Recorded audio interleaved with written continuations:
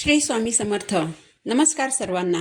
श्री स्वामी समर्थ कृपा या माझ्या मराठी यूट्यूब चॅनलवर सर्वांचं मनापासून खूप खूप स्वागत. 28 नोव्हेंबरपासून दत्तजयंती सप्ताहाला सुरुवात झाली आहे. 4 डिसेंबर 2025 रोजी आपण सर्वजण दत्तजयंती साजरी करणार आहोत. दत्तजयंतीच्या या सप्ताहात अनेक भक्तगण अनेक प्रकारच्या सेवा करीत आहेत. पण आपल्या बऱ्याच महिला अशा आहेत की ज्यांना इच्छा असूनही सेवेसाठी वेळ काढता येत नाही. कधी घरात लहान मुलं असतात, तर कधी घरातील वयस्कर व्यक्तींची देखभाल करावी लागते, कधी कामानिमित्त बाहेरगावी जावे लागते. बऱ्याच महिला या नोकरी सांभाळून घर सांभाळतात, त्यामुळे ही सेवा करणं शक्य होत नाही. तर दत्तजयंतीच्या या सप्ताहात ज्यांना काहीच करणे शक्य नसेल, त्यांनी दत्तजयंतीपर्यंत दत्तगुरूंना प्रिय असलेल्या एका वृक्षाची सेवा करायची आहे, ज्यामुळे तुम्हाला दत्तगुरूंचा कृपाशीर्वाद प्राप्त होईल. या वृक्षाला आपल्याला एक वस्तू अर्पण करायची आहे आणि या वृक्षाकडून आपल्याला एक वस्तू घरी आणायची आहे. तर हा वृक्ष कोणता आहे, या वृक्षाची पूजा कशी करावी, या वृक्षाला कोणती एक वस्तू आपल्याला अर्पण करायची आहे, याच माहितीबाबतचा आजचा आपला व्हिडिओ आहे. तर व्हिडिओ शेवटपर्यंत पहा. चॅनलवर नवीन असाल तर चॅनलला सबस्क्राईब जरूर करा. तर दत्तजयंतीपर्यंत एकदा तरी आपल्याला दत्तगुरूंना प्रिय असलेल्या औदुंबर या वृक्षाची पूजा करायची आहे. हिंदू धर्मात काही वृक्षांना देवता समान मानलं जातं. यामध्ये वड, पिंपळ, शमी, केळीचं झाड, बेलाचं झाड याबरोबरच औदुंबर या वृक्षाचा समावेश होतो. औदुंबर म्हटलं की दत्तगुरूंचं स्मरण होतं. साक्षात दत्त निवास असलेला पवित्र वृक्ष म्हणून औदुंबराची ख्याती आहे. 21 गुणांनी परिपूर्ण औदुंबर वृक्षाखाली सद्गुरू माऊली दत्तांनी साधना केली होती. औदुंबर वृक्षाची सेवा केली तर या सेवेने जन्मजन्मांतरीची पापे नष्ट होतात व इच्छित फलप्राप्ती होते. भगवान विष्णूंनी नरसिंह रूपात असताना आपल्या प्रखर नखांनी हिरण्यकश्यपूचा वध केला होता. यावेळी झालेल्या लढाईत हिरण्यकश्यपूच्या पोटातील कालकूट विष भगवान विष्णूंच्या नखात शिरले. त्यामुळे त्यांच्या नखांचा दाह होऊ लागला. यावर देवी महालक्ष्मीने जवळच असलेल्या औदुंबराच्या झाडावरील पिकलेली फळे आणून त्यात नरसिंहरूपी भगवान विष्णूंना आपली नखे खुपसायला सांगितली. या औषधाच्या परिणामाने नरसिंहाच्या नखाचा दाह शांत झाला. त्यावेळी भगवान विष्णूंनी प्रसन्न होऊन औदुंबराला आशीर्वाद दिला. औदुंबर या वृक्षाला सदैव फळे येतील. हा वृक्ष कल्पवृक्ष या नावाने प्रसिद्ध होईल. औदुंबर वृक्षाची पूजा सेवा करणाऱ्यांच्या सर्व मनोकामना पूर्ण होतील. या झाडाच्या दर्शन मात्रेने उग्रता शांत होईल.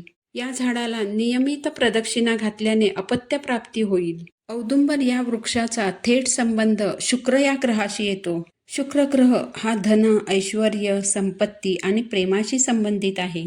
असं म्हटलं जातं की उंबराच्या झाडाला नियमित पाणी घातल्यास आणि झाडाखाली दिवा लावल्यास कुंडलीतील शुक्र ग्रह बलवान होतो. आपल्या कुंडलीतील शुक्र ग्रह बलवान असेल तर आपल्याकडे लक्ष्मी आकर्षित होते. आपल्या आर्थिक अडचणी दूर होतात. लक्ष्मी आपल्याकडे टिकून राहते. यामुळे आपल्या संपत्तीत वाढ होते.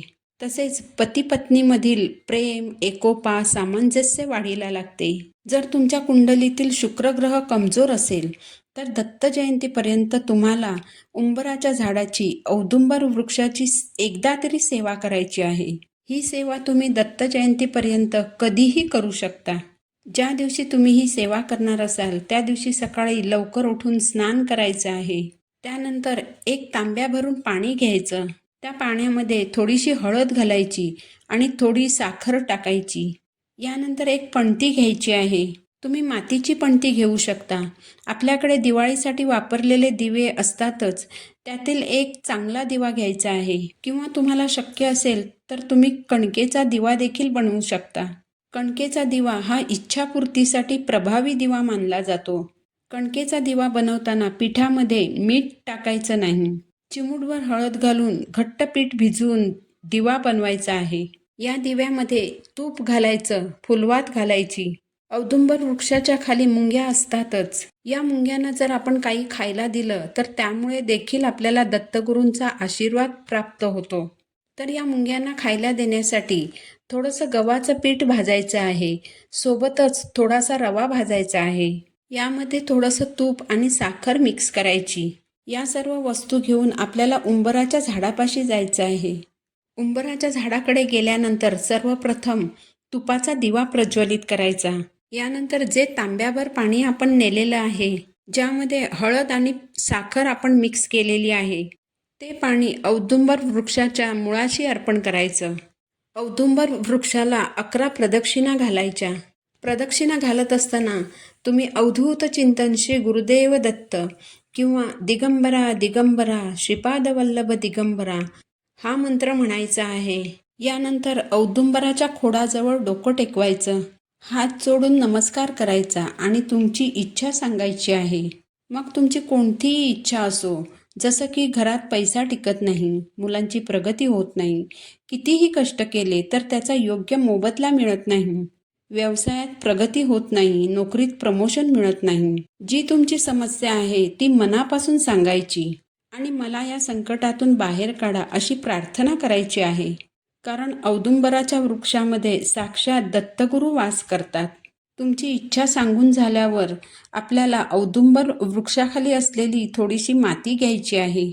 यानंतर थेट घरी यायचं आहे. घरी आल्यावर ही माती एका प्लेटमध्ये ठेवून ती प्लेट देवघरामध्ये ठेवायची. या मातीची पूजा करायची.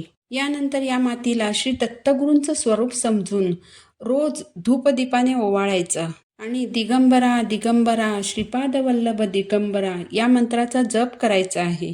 यामुळे श्री दत्तगुरूंचा आपल्याला आशीर्वाद प्राप्त होतो आणि आपल्या इच्छा देखील पूर्ण होतात.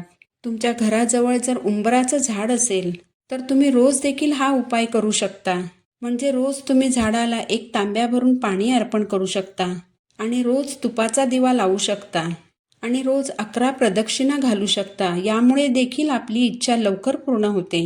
जर तुम्ही उंबराच्या झाडाला मंद गतीने प्रदक्षिणा घातल्या तर तुमच्या पदरी खूप पुण्य जमा होतं. औदुंबराच्या वृक्षाखाली बसून निर्मळ मनाने जप केला तर त्याची अनंत गुणांनी फळे मिळतात.